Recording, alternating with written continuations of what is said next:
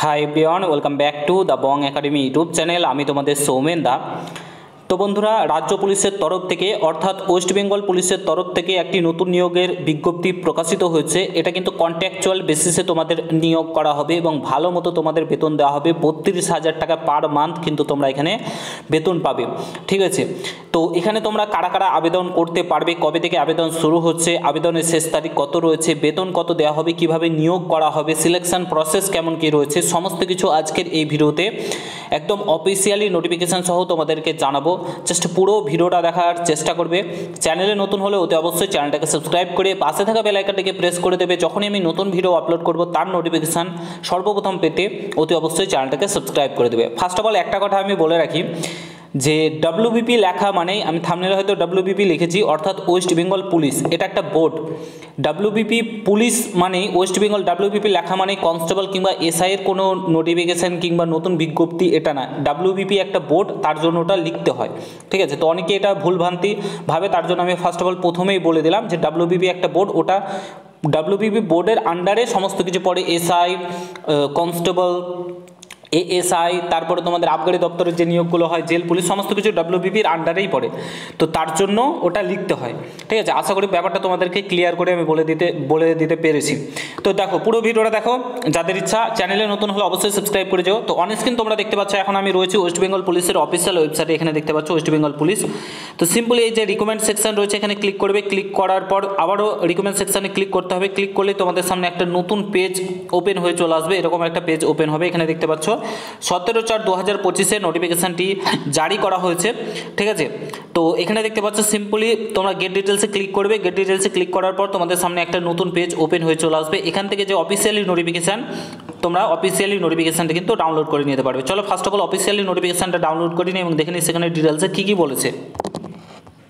তো on screen তোমরা দেখতে পাচ্ছ আমরা অফিসিয়াল বিজ্ঞপ্তিটা ওপেন করে ফেলেছি। এখানে দেখতে পাচ্ছ West Bengal police housing infrastructure development corporation লিমিটেডের তরফ থেকে প্রকাশিত করা হয়েছে। আরক্ষা ভবন এখানে তোমরা দেখতে পাচ্ছ। ইমেল আইডি কিন্তু এখানে দেওয়া রয়েছে। অ্যাডভার্টাইজমেন্ট নম্বর দেওয়া রয়েছে 01/2025, অর্থাৎ 2025-এর এটা প্রথম নোটিফিকেশান, ঠিক আছে। তোমরা প্রত্যেকে জানো ওবিসি কেসের জন্য কিন্তু সমস্ত কিছু আটকে রয়েছে। তো তার জন্য এটা কিন্তু ওবিসি অ্যাডভার্টাইজমেন্ট নম্বর কিন্তু প্রোভাইড করে দিয়েছে।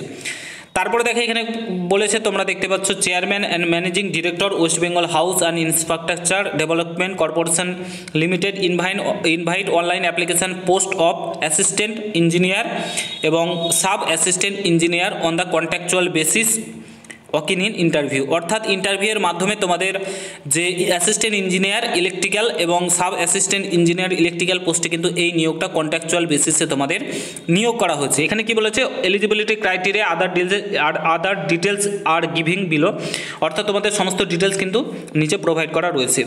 তো এখানে তোমাদের প্রথমেই বলে দেওয়া রয়েছে যে তোমাদের অ্যাসিস্ট্যান্ট ইঞ্জিনিয়ার পোস্টের ক্ষেত্রে কারা কারা আবেদন করতে পারবে।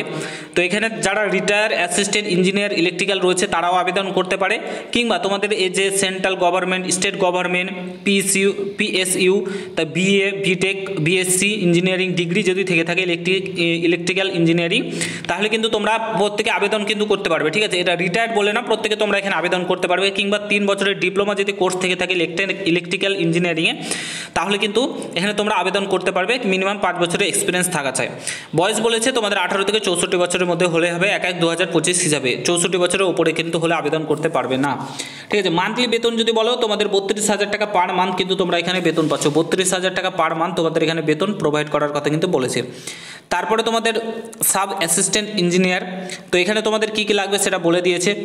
তারপরে তোমাদের এখানে সেম বয়স রয়েছে, এখানে কিন্তু তোমাদের একটু কম বেতন, 25,000 টাকা পার মান্থ কিন্তু তোমরা এখানে বেতন পাবে, ঠিক আছে। তো তোমাদের এখানে যে ডকুমেন্টস সেগুলো কিন্তু লাগবে, ঠিক আছে। তোমাদের যেদিনকে ইন্টারভিউ হবে, ডাক পড়বে, সেদিনকেই কিন্তু তোমাদের স্ক্রুটিনি করা হবে ডকুমেন্টসের। এবং যারা সিলেক্টেড ক্যান্ডিডেট হবে তাদেরকে কিন্তু তোমাদের যে কি বলে ইন্টারভিউয়ের জন্য ডাকা হবে। ইন্টারভিউ সিলেক্ট হলে মেডিকেল একটা এক্সাম হবে, ঠিক আছে। তারপরে তোমাদের কিন্তু এখানে আবেদন তোমরা সিলেক্ট হয়ে যাবে। 1/5/2025 অনলাইনে আবেদনের লাস্ট ডেট, অর্থাৎ অনলাইনে আবেদন অলরেডি শুরু হয়ে গেছে। অনলাইনে আবেদন করার জন্য আরও মোর ডিটেলসের জন্য এই যে ওয়েবসাইটটা দেখছো www.wbphidcl.com, এর ওয়েবসাইটে গিয়ে অনলাইনে তোমরা কিন্তু আবেদনটা করতে পারবে। এখানে তোমরা দেখতেই পাচ্ছ 17/4/2025 কিন্তু অফিসিয়ালি নোটিফিকেশান। তো এটা তোমরা চাইলে আবেদন করতে পারো, ঠিক আছে। যাদের ইলেকট্রিক্যাল ইঞ্জিনিয়ারিংয়ে 3 বছরের কোর্স করা রয়েছে প্রত্যেকেই কিন্তু তোমরা এখানে আবেদন করতে পারবে। তো অবশ্যই চাইলে কিন্তু তোমরা আবেদন করতে পারো, খুব সুন্দর একটা সুযোগ রয়েছে। যদি ইচ্ছা থাকে তো আবেদন করতে পারো। যারা 3 বছরের ইলেকট্রিক্যাল ইঞ্জিনিয়ারিং করে রেখেছো, বর্তমানে চাকরি নেই, এগুলো দিয়েই কাজ চালাতে হবে, কন্ট্রাকচুয়াল বেসিসে নিয়োগ হচ্ছে, অবশ্যই তোমরা চাইলে আবেদন করতে পারো। যদি ভিডিওটা ভালো লাগে প্রত্যেকের সঙ্গে শেয়ার করে, চ্যানেলে নতুন হলে অবশ্যই সাবস্ক্রাইব করে যাও। দেখা হচ্ছে নতুন ভিডিওর সঙ্গে। ভালো থেকো, সুস্থ থেকো, গুড বাই, জয় হিন্দ, বন্দে মাতরম।